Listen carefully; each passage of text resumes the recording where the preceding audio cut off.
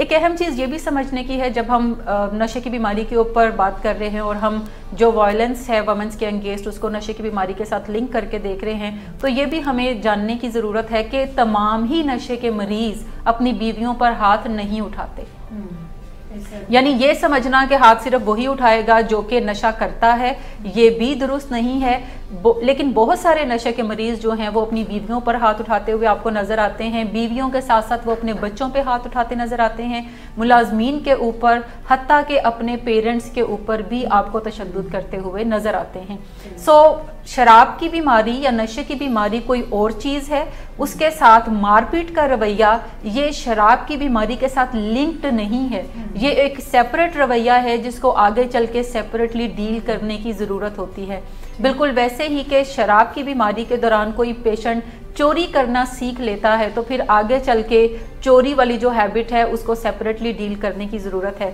शराब की बीमारी के दौरान या नशे की बीमारी के दौरान अगर कोई शख्स झूठ बहुत बोलना सीख लेता है तो फिर आगे चल के जब वो रिकवरी में है तो इसका मतलब ये नहीं है कि वो अब सच ही बोलेगा। चांसेस हैं कि वो झूठ काफ़ी इस्तेमाल करेगा, लेकिन आपको उन्हें टाइम टू टाइम डील करने की ज़रूरत है ताकि वो इन बुरे रवैयों से भी हट जाए। अच्छा, फैमिली ऐसे बहुत सारे रवैयों को अपने पेशेंट के अंदर आइडेंटिफाई कर सकती है जो कि आगे चल के उन्हें तशद्दुद की तरफ लेकर उनके मरीज़ को जाएंगे।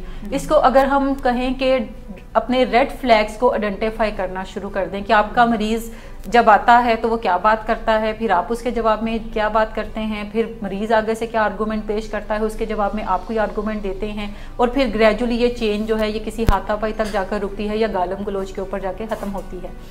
बुनियादी चीज़ ये समझने की है कि गुस्सा अचानक नहीं आता। बहुत सारी फैमिली मेम्बर्स ये कहते हैं कि बस मैंने तो कुछ भी नहीं कहा, ये आया अचानक भड़क उठा और इसने मुझे मारना शुरू कर दिया।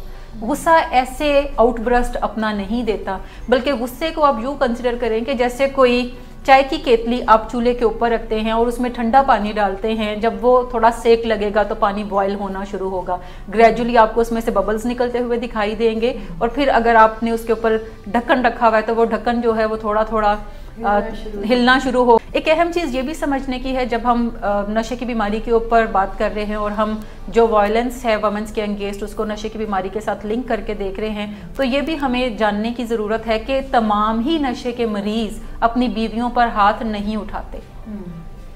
यानी ये समझना कि हाथ सिर्फ वही उठाएगा जो कि नशा करता है, ये भी दुरुस्त नहीं है।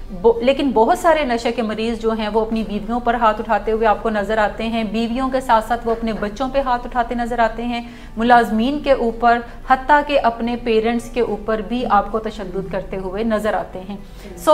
शराब की बीमारी या नशे की बीमारी कोई और चीज़ है, उसके साथ मारपीट का रवैया ये शराब की बीमारी के साथ लिंक्ड नहीं है।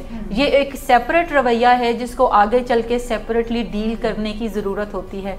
बिल्कुल वैसे ही कि शराब की बीमारी के दौरान कोई पेशेंट चोरी करना सीख लेता है तो फिर आगे चल के चोरी वाली जो हैबिट है उसको सेपरेटली डील करने की ज़रूरत है।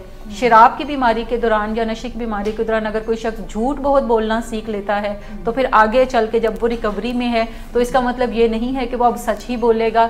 चांसेस हैं कि वो झूठ काफ़ी इस्तेमाल करेगा, लेकिन आपको उन्हें टाइम टू टाइम डील करने की ज़रूरत है ताकि वो इन बुरे रवैयों से भी हट जाए। अच्छा, फैमिली ऐसे बहुत सारे रवैयों को अपने पेशेंट के अंदर आइडेंटिफाई कर सकती है जो कि आगे चल के उन्हें तशद्दुद की तरफ लेकर उनके मरीज़ को जाएंगे। इसको अगर हम कहें कि अपने रेड फ्लैग्स को आइडेंटिफाई करना शुरू कर दें कि आपका मरीज़ जब आता है तो वो क्या बात करता है, फिर आप उसके जवाब में क्या बात करते हैं, फिर मरीज़ आगे से क्या आर्गूमेंट पेश करता है, उसके जवाब में आप कोई आर्गूमेंट देते हैं, और फिर ग्रेजुअली ये चेन जो है ये किसी हाथापाई तक जाकर रुकती है या गालम गलोच के ऊपर जाके ख़त्म होती है। बुनियादी चीज़ ये समझने की है कि गुस्सा अचानक नहीं आता। बहुत सारी फैमिली मेम्बर्स ये कहते हैं कि बस मैंने तो कुछ भी नहीं कहा, ये आया अचानक भड़क उठा और इसने मुझे मारना शुरू कर दिया। गुस्सा ऐसे आउटब्रस्ट अपना नहीं देता, बल्कि गुस्से को आप यूँ कंसिडर करें कि जैसे कोई चाय की केतली आप चूल्हे के ऊपर रखते हैं और उसमें ठंडा पानी डालते हैं। जब वो थोड़ा सेक लगेगा तो पानी बॉयल होना शुरू होगा, ग्रेजुअली आपको उसमें से बबल्स निकलते हुए दिखाई देंगे, और फिर अगर आपने उसके ऊपर ढक्कन रखा हुआ है तो वो ढक्कन जो है वो थोड़ा थोड़ा हिलना शुरू होगा, जिसका मतलब यह है कि पानी काफ़ी गर्म हो चुका है। और अगर आप फिर भी तवज्जो नहीं देंगे तो फिर ढक्कन भी उठकर अचानक पीछे गिरेगा, बिकॉज अंदर स्टीम इस कदर ज़्यादा जो है वो जमा हो चुकी है। गुस्सा भी ऐसे ही है कि पहले किसी चीज़ से शुरू होता है, फिर थोड़ा थोड़ा करके वो बढ़ना शुरू होता है और फिर अचानक उसका आउटब्रस्ट नज़र आता है। अमूमन ये सारा अमल जो है, चाय बनाने में हमें फिर भी कोई 5-6 मिनट लग जाते हैं, लेकिन जब हम किसी एंगर के एपिसोड को ऑब्जर्व करते हैं तो अमूमन ये सारा अमल सेकंड्स का या मिनट्स का खेल होता है। ख़वातीन को ये समझ लेने की ज़रूरत है कि किसी भी शख्स का उनके ऊपर हाथ उठाना, बुरी बुरी बातें करना, चीज़ें उठाकर पटकना, उन्हें इल्ज़ामात देना, ये हरगिज़ प्यार नहीं है। ये बल्कि कोई उसका एंगर का मसला है जो कि उस पेशेंट को मैनेज करने की ज़रूरत है। इसका प्यार से हरगिज़ कोई ताल्लुक नहीं है। जो पेरेंट्स बच्चों को मारते भी हैं और ये भी कहते हैं कि उन्हें अपने बच्चों से प्यार बहुत है, तो प्यार का होना कोई एक रवैया ज़रूर होगा, लेकिन उसके साथ अगर पैथोलॉजिकल एंगर है तो ये कोई एक प्रॉब्लम है, कोई एक बीमारी है जिसको आइडेंटिफाई करने की और उसको मैनेज करने की ज़रूरत है। सबसे पहले ख़वातीन को ये समझने की ज़रूरत है कि जब भी कोई वायलेंस का मुजाहरा करता है, नंबर 1 ये प्यार नहीं है, नंबर 2 उसको प्यार के तौर पे हरगिज़ ना ले और माफ़ी तलाफ़ी में ना पड़े। और रेड फ्लैग्स बेसिकली मुख्तलिफ स्टेटमेंट्स हो सकती हैं जो कि आपके हस्बैंड कहते हुए नज़र आते हैं कि जैसे अब एक लफ्ज़ नहीं बोलना, इसके बाद मैं इस बहस में नहीं पढ़ना चाहता, अब अगर तुम कुछ कहोगी तो फिर कुछ खाओगी, ठीक। सो ये स्टेटमेंट्स अगर कोई हस्बैंड कहता हुआ नज़र आता है और बीवी पहचानती है कि लास्ट टाइम इस स्टेटमेंट के बाद हालात ज़्यादा ख़राब हुए थे, तो फिर ये कोई स्टेटमेंट्स जो हैं इसको रेड फ्लैग के तौर पे लेने की ज़रूरत है। यानी उसके बाद बातचीत को बंद कर दें और अपनी सेफ्टी के ऊपर ज़्यादा काम करने की ज़रूरत है। नंबर 2, हस्बैंड के ऐसे एक्सप्रेशंस जिसके बाद आपको लगे कि फिर उसके बाद किसी को मार पड़ी थी, हालात ख़राब हुए थे, कोई चीज़ उठा के मारी गई थी, और वो एक्सप्रेशंस हो सकते हैं कि कोई हस्बैंड का एक नज़र आपको देखना जिसको आप रिकग्नाइज करते हो that this is his dangerous look. जैसे कोई चीरती हुई नज़र जब आपके ऊपर गाड़ी जाती है तो आपको फ़ौरन पता होता है कि ये जो है ये एबनॉर्मल लुक है मेरे हस्बैंड की, इसके बाद जो है वो ज़्यादा वायलेंट होने की तरफ जाते हैं। सो उस लुक तक ही उसको पहचानें और वहीं पे ही रुक जाएं और इधर उधर हो जाएं, अपने हस्बैंड के सामने मौजूद ना रहें। तीसरी चीज़ है एक्सप्रेशंस या बिहेवियर्स। बिहेवियर से मुराद है कि क्या आपके हस्बैंड कुछ ऐसी हरकतों सकनात करते हुए नज़र आते हैं जिससे लगता है कि वो गुस्से में है, मूड ख़राब है और आगे चल के हालात जो है वो मज़ीद ख़राब होंगे। जैसे अगर कोई हस्बैंड घर के अंदर एंटर होता है और थोड़ा क्वाइट होता है तो ये रिकग्नाइजेबल बिहेवियर है कि अगर आपके हस्बैंड का ऐसा कोई पैटर्न है तो आप रिकग्नाइज कर सकते हो कि आज कुछ हुआ है। इसका मतलब है कि आज कोई बहस वाली बात, कोई बहस वाला आर्गूमेंट जो है वो करना ज़रूरी नहीं है, क्योंकि मेन चीज़ है कि किसी भी बात को शुरू करना और उसको अच्छे अंदाज में मंतकी अंजाम तक पहुंचाना मकसद है। आपका गोल ये नहीं है कि ज़रूर अपना पॉइंट आप यहाँ पर बनाएं और आप मार खाएं। सो ये तीनों चीज़ों को रेड फ्लैग के तौर पर आपको आइडेंटिफाई करने की ज़रूरत है। हर हस्बैंड के लिए वाइफ जो है वो इजीली आइडेंटिफाई कर सकती है कि एक्सप्रेशंस कब ख़राब होंगे हस्बैंड के तो आगे प्रॉब्लम आएगी, ऐसे कौन से स्टेटमेंट्स हैं जो हस्बैंड कहेगा और आगे जो है वो प्रॉब्लम आएगी, और बिहेवियर्स कौन से होंगे जो कि आगे चल के प्रॉब्लम की तरफ जाएंगे। सो एक तो रेड फ्लैग्स को पहचाने। जब भी वायलेंस की तरफ आपका हस्बैंड जाता है या घर के अंदर कोई भी फ़र्द है वो वायलेंस की तरफ जाता है तो हमेशा अपनी सेफ्टी को सबसे पहली प्रायोरिटी पे रखें। एक रूल ऑफ थंब अपना लें कि अगर आपका मरीज़ नशा करता है और वो नशे की बीमारी में मुब्तला है तो जब भी वो ड्रिंक किया होता है या अंडर द इंटॉक्सिकेशन होता है, अंडर द इन्फ्लुएंस होता है, तो कभी भी उससे बातचीत मत करें। अगर आप बातचीत करते हैं तो बेसिकली आप एक लड़ाई का आगाज़ कर रहे हैं जिसके नताइज जो है वो कोई अच्छे नहीं होंगे। वो आपके जिस्म पे कुछ ज़ख्म दे सकती है बातचीत, वो आपकी रूह पे कोई ज़ख्म दे सकती है। सो ऐसी बातचीत से गुरेज ही करें। अगली सुबह उठ के जब वो बेहतर हालत में हो तो आप कह सकती हैं कि कल आप लेट पहुँचे घर पे, हमने किसी जगह पे जाना था इम्पॉर्टेंट तो आप नहीं जा सके, सो मुझे अकेला जाना पड़ा, तो मैं चाहूँगी कि आप घर जल्दी आने को कंसिडर किया करें। That's it. बीवी को ये चाहिए कि वो इस साइलेंस को तोड़े। वो घर के जो अफराद हैं, जो हस्बैंड के वालिदैन हैं, वो उन तक ये बात ज़रूर पहुँचाएं।